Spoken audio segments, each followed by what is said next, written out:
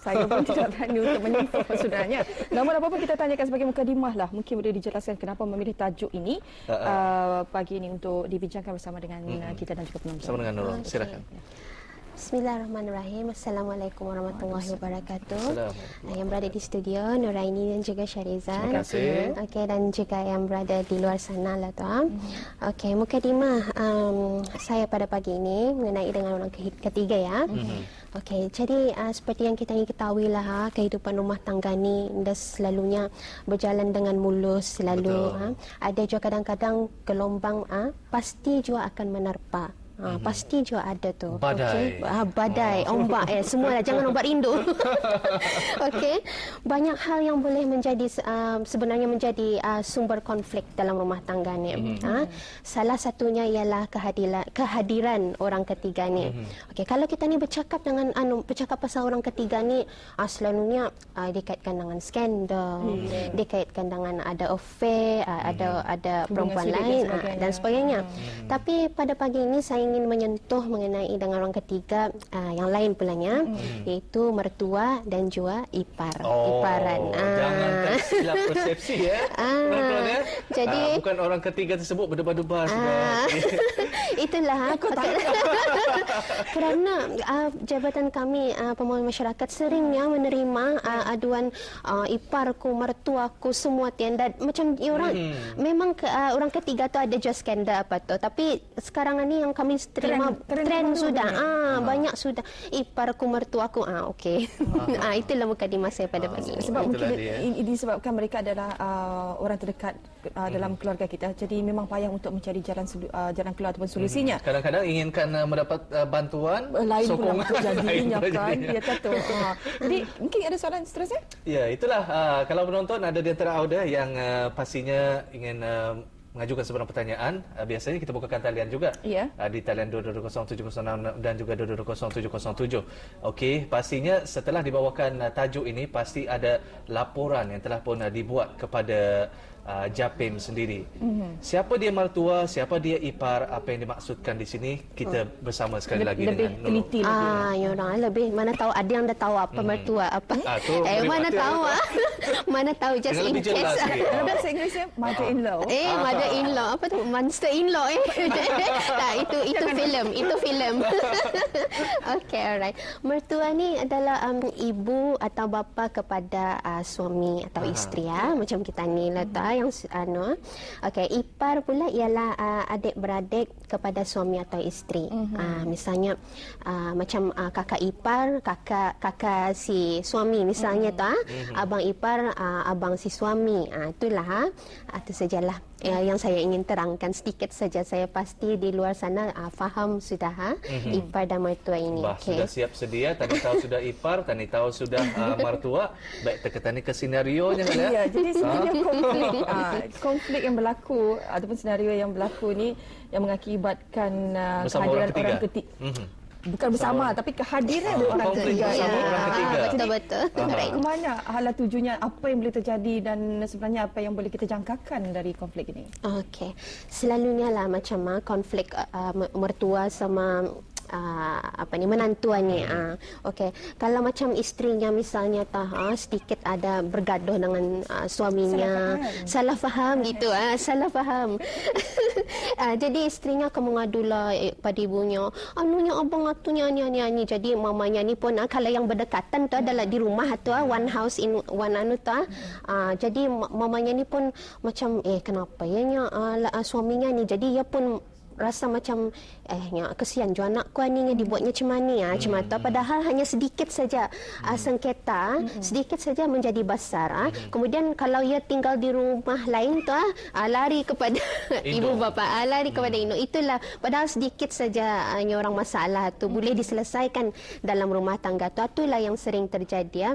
Kemudian macam mertuanya ni pun datang lagi berapa ni menantunya lelaki ni, kalau dulu bukan main bukan main, selalu ni petang batang menyucurkan pisang baik banernya semua apa saja sahabat aku masakkan. Ni macam sudah cuma tu dibuatnya anaknya, padahal sedikitnya tu Allah ni terseliwat macam mana ni yang cucur pisang ada lagi. Jadi perubahan dapat dirasakan oleh menantu tadi tu. Perubahan pun kenapa dia mertua aku cuma nyanyinya kesiannya. Rupanya ada orang yang ikut campur. Misalnya ialah tu sudah mertua melarat tu karang ke ipar-iparnya. Sian waktunya siawang atunya nyanyi. Itulah yang selalu sering terjadi ya. Yang kedua ni pernah juga datang ke jabatan kami satu keluarga ni adik-beradik mamanya apa ni ingin menceraikan bis durangan ni lah. Kalau boleh durangan ni bercerai terbanyak. Kalau boleh durangan ni cuma tu. Kami pun apa daya kan kami bukannya orang kalau macam tu diserahkan pada pihak yang tertentu tetapi kami hanya ingin memberi hikmah nasihat apa kan ialah memang ceritanya cuma itu. Memang suaminya ni ada melakukan kesalahan. Kesalahan yang lalu, mungkin ada tabiat yang buruk. Jadi di labelnya sudah menantunya suami anaknya ni kan. Dah tiada lagi suka kan menantunya ni. Jadi itulah sering balik-balik dipersoalkan. Kenapa tidurangan ni masih sama-sama ni masih je mesra kuliah atau apa. Kami bukannya kan. Mereka pulang yang susah hati. Mereka pulang yang macam khawatirnya anaknya ni. Pandai orang indah masih bersatuan ni lah macam dia mau durangan ni berpisah macam itulah. Tu yang kita ni indah mau itulah. Yang kedua. Tu jadi yang kedua. Okey. Yang ketiga ada juga mengenai dengan ada juga kes yang datang arah kami mengenai dengan hak penjagaan anak. Misalnya kalau mahkamah sudah ni orang memutuskan hak penjagaan bersama, kemudian majoritinya sebelah pihak dia. Indah mengikut perjanjian itu ba. Arah banyak tiara bininya. Banyak tiara sebelah bini ni landa arah sebelah suami. Padahal awal-awal bekas suami. Yes, betul lah. Macam mana kalau tadi mana typo tu okey. Bekas suami. Okey. Majoritinya bekas suami. Jadi ini yang menyebabkan anulah orang kirakan kalau kami tu kes kami selalunya sebelah bini tu yang punya keluarga ikut-ikutan tu. Jangan terjumpa bekas bapa mau atau apa. Tapi yang orang walau macam mana sekalipun lah sudah perjanjian dengan mahkamah apa tu kalau boleh di anulah seimbang lah. Cukup meyakinkan tu. Cukup meyakinkan. Jangan tahu sama bapamu tu. Jahat tu bapamu tu. Cuma tu dia setasutnya lah tu menantu mertuanya ni selalu terjadi je ni kalau arah jabatan kami lah je mengadu. Kadang kami rujuk ke mahkamah syariah lah tu mengenai dengan hal ni. Yang ketidakseimbangan yang ketidakseimbangan ni. Okey, yang keempat ada lagi ni yang selalu ni Mamis Boy. Mamis Boy ni anak ni selalu mengikut minta apa lah kalau dulu ni je apa kalian kalau macam dia damit masih apa ni sampai sudah berumah tangga sampai sudah masih juga ikut orang mamanya kehendak mamanya macam disindir-sindirnya kadangnya yang dia suka macam menantunya ni menantunya lain ni dibanding-bandingkannya lain ni cakap anaknya bisanya bininya tunya ani Allah ada apa berlakon boleh jadi membanding-bandingkanlah menantu-mantunya yang lain ni selalu terjadi je ni kalau ada kes-kes yang kami favoritism lah nampaknya favoritism inilah favoritism menantu inilah yang selalu. Kemudian pasal ada kekurangan betul. Okey. Kemudian kes macam kewangan.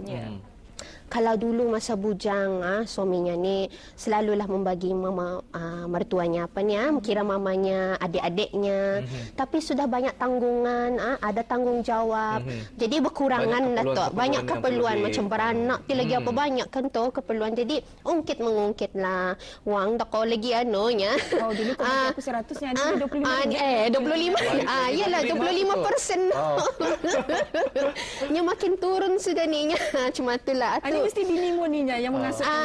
Binimu tu kuliah pakai beg lawa-lawa sudah ni kami ni nak dadanya beg branded. Cuma itulah dia ada iri hati. Sedangkan tu yang bini anaknya ni yang bekerja sendiri dengan usahanya sendiri. Yes betul tu Nuraini. Bini-bini karangan ni pun bekerja je sudah yalah tu jadi mulalah masa-masa ungkit-ungkit perkara macam mana ni. Jadi ada juga kes lagi. Kalau misalnya lah macam satu kes ni suaminya bergaduh dengan adik-beradiknya lah tu, adik-beradiknya sendiri lah tu. Ya ni isteri ni pun ikut-ikutan terjua. Inilah yang selalu ni mendatangkan konflik yang besar lah pada kami. Macam ya kalau misalnya suaminya bergaduh tu, kalau boleh jangan bahaya ikut-ikutan. Ni ya ikut dia jua macam memang pulang kita ni payahkan menyebelahi pihak mana-mana, tapi kita ni orang kalau boleh jangan ikut-ikutan. Itulah yang selalu terjadi kalau suami bergaduh, ia pun ikut-ikutan. Okey, banyak jua senario ni. Ini last lagi. Ada lagi bang. Masih banyak waktu lagi. Habiskan. Banyak masih. Silakan. Okey, lastnya last. Yang terakhir, ni kalau ipar-iparnya ni misalnya mengadu arah suaminya ni, nya bini muatunya minjam barangkunya, minjam misalnya bisin tempat anakku mandinya. Kan pakainya jo bisin untuk apa nyuci bajunya untuk anakku mandi je tu. Ni selalu ni. Macam ni orang perkara damit cuma ni pun boleh jadi besar. Minjam-minjam barang ni kalau serumah lah banyak kelamin yang tinggal. Inilah yang selalu terjadi. Okey. Itu habis sudah senario-senario. Sebenarnya banyak lagi perkara-perkara lain yang boleh mengakibatkan, boleh menyebabkan berlakunya konflik dalam kehidupan rumah tangga ini. Tapi kalau diikutkan syariatnya, bukan apa. Dengan adanya orang ketiga, terutama sekali mereka yang hadir di antara mertua dan juga ipar dua ini, janganlah jika apapun masalah yang dihadapi oleh adik-beradik mereka ataupun suami isteri ini, tidak perlu diikut campur. Biarlah mereka menyelesaikan. Betul. Seperti adanya kes tadi itu, sampai mereka pula yang meminta agar perceraian berlaku.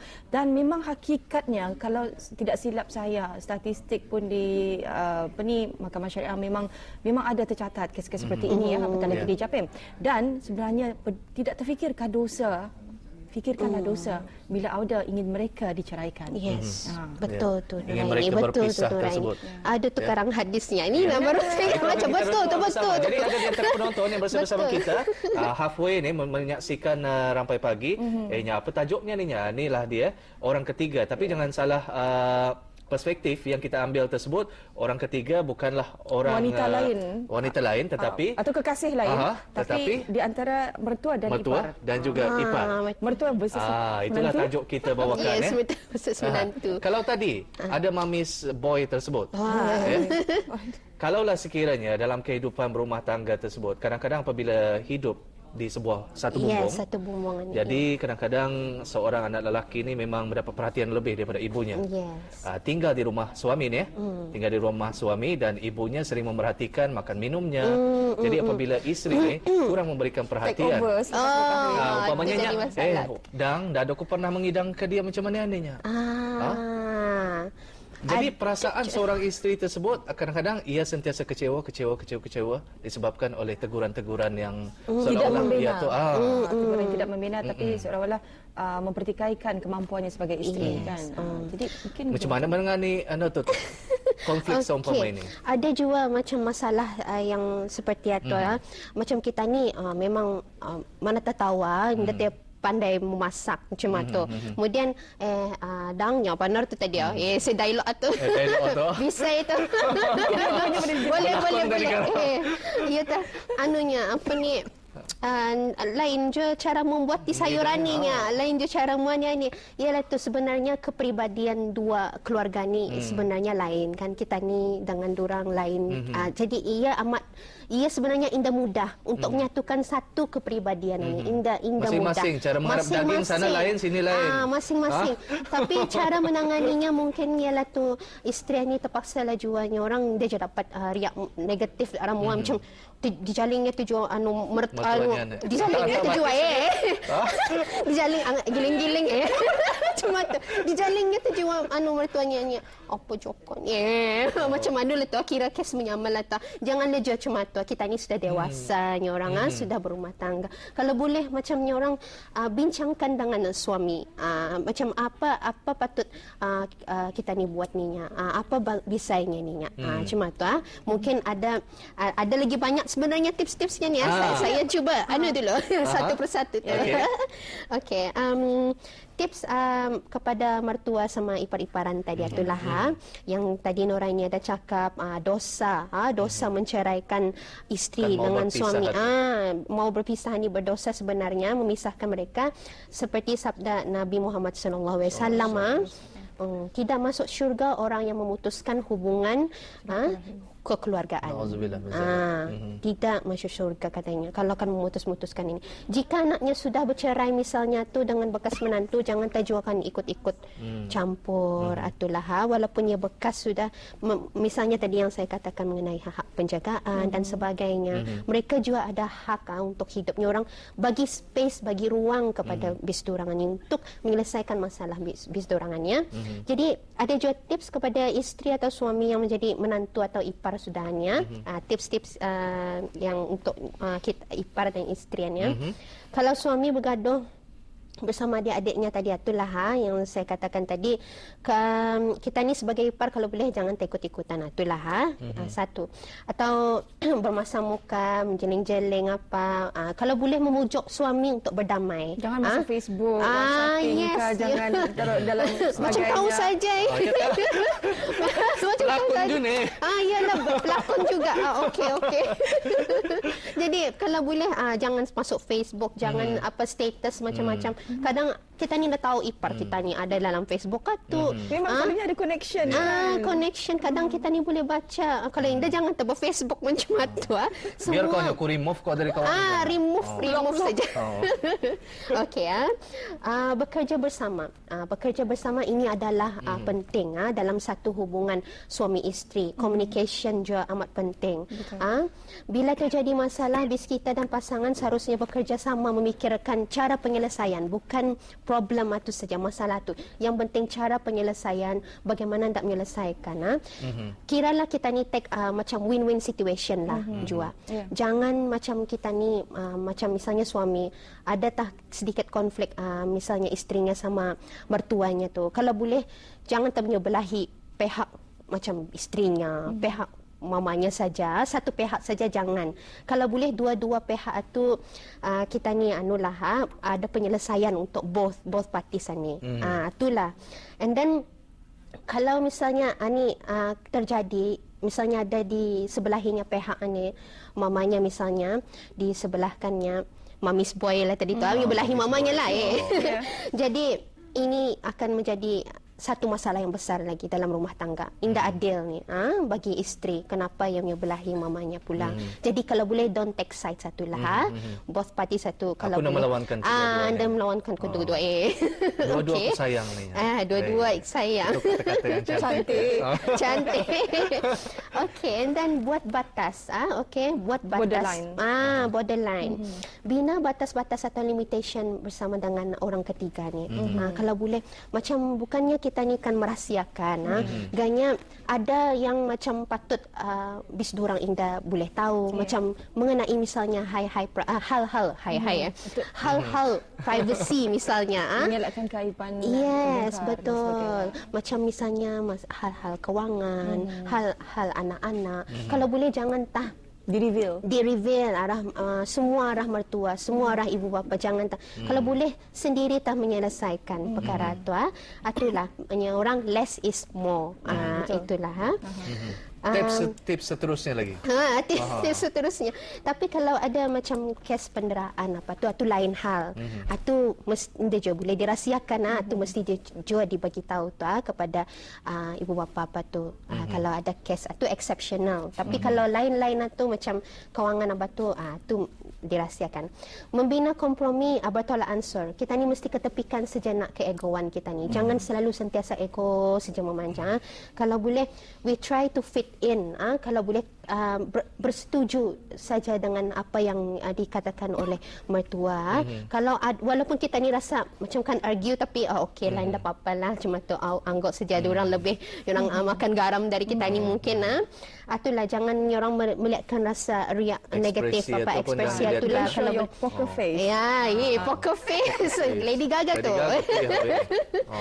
Okey. Alright, tetap tenang, jangan emosional, jangan terlalu sensitif. kalau berhadapan dengan orang ketiga ni. And then humor, sedikit humor dalam perhubungan. Maybe macam kita ni inilah pandai humor. Pandai ngambil hati lah, pandai ngambil baybon lah. Baybon lah. Macam ni orang pandai je macam jadi senario itulah. Sedikit lah macam Mr. Bean sikit lah. Jangan jadi raja lawak. Jangan jadi raja lawak. Okey. Jadi itu sajalah tipsnya. 8 sudah tadi. Banyak sudah tu. 8 sudah tu tadi. Sebenarnya kami ini macam mana bah? Kanak-kanak di sekolah menunggu apa lagi seterusnya. Siok bah. Jadi sebenarnya peranan JAPIM lah jika ada aduan tentang isu atau masalah keluarga seperti ini. Apa yang selalunya akan diberikan ataupun tindakan apa yang diambil? Okey. Jadi jika ada kes keluarga macam aduan dari 141 macam tadi 119 kami 141 jadi orang 141 ni bukan 114 yang tadi tu. Saya salah sebut 141 rupanya. Saya tersebut headline untuk lampu isyarat tadi. Okey, 141. Okey. Yalah saya heran tadi 141. Okey. Jadi jika ada kes keluarga macam ni kami akan mengadakan misalnya perjumpaan dengan kedua belah pihak, pendekatan. Yes, muzakarah dengan dua belah pihak, and then kami akan mengambil supaya bias lah tu dua belah, and then after that kami akan mengadakan family conference. Case conference lazimnya di bahagian kami. Dapat pagar tu. Indah pulang ayat takut berkelahi kan tu. Memang pulang tu ada cakap-cakap yang dari sana kami melihat. Dari sana nampak siapa yang nyorang. Mana yang anusulnya ni. Jadi kami akan take note lah cuma tu. Sebelah sini kreatornya. Tapi kadang dorang indah berani je pasal kami ada dengan dorang. Jadi dorang kontrol, sikit kontrol. Jadi sebenarnya berapa cepat tindakan akan diambil untuk bila seseorang buat laporan. Katakan saya membuat laporan lah kan. Jadi jangka masa hari ini saya menghantarnya, dari berapa lama sebenarnya tindakan itu akan mula diambil? Tindakan itu kalau misalnya urgent kami lihat priority lah tu. Kalau memang kalau 141 itu memang emergency lah tu. Selaju kami lah. Adakah itu juga 24 jam talian tersebut? Yes, 24 hours. Kemudian macam esoknya kami akan delegate dan arah social worker, dan social worker yang akan membuat pendekatan tu. Terus tu kalau boleh telefon, at least telefon. Memandangkan ada telefon, kita juga menerima satu panggilan. Kita sebenarnya panggilan boleh boleh. Kita terima pemanggil di talian telefon sedia. Okey, kita cuba. Assalamualaikum. Kita cuba untuk bersama. Assalamualaikum. Waalaikumsalam. Siapa nama kita? Nama saya Nur Asina. Okey, dari mana? Buat panggilan dari mana ni, Nur? Dari daerah Mulai Muara. Okey, baiklah. Silakan terus bersama dengan tetamu kita. Okey. Pertanyaannya. Halo. Silakan. Halo. Halo, ya. Boleh saya bertanya? Saya seorang ibu mentua.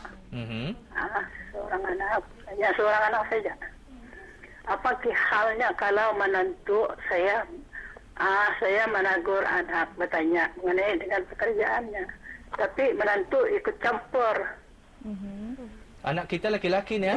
Bukan bini-bini. Bini-bini. Anak saya bini-bini, menantu laki-laki. Baiklah. Okey, menantu laki-laki. Okey, apa? Jadi sebenarnya soalannya tadi, kita menegur anak kita, kemudian menantu laki-laki kita ikut campur. Menegur mengenai bertanya dengan pekerjaannya. Kerja kau lahir ni. Jadi lakinya ikut campur.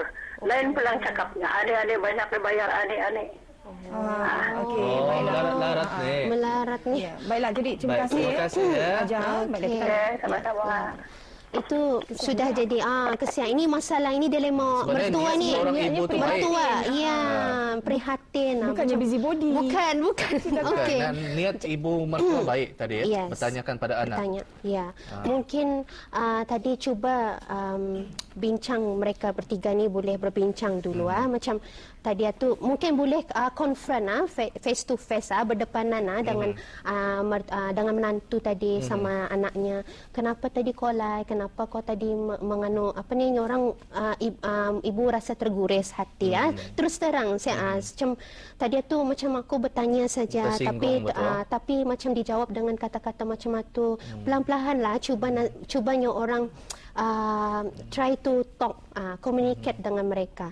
Mungkin cara tu boleh selesai, mungkin boleh sadar, tetapi kalau misalnya masih juga indah, mungkin boleh dilaporkankah boleh datang kepada kami.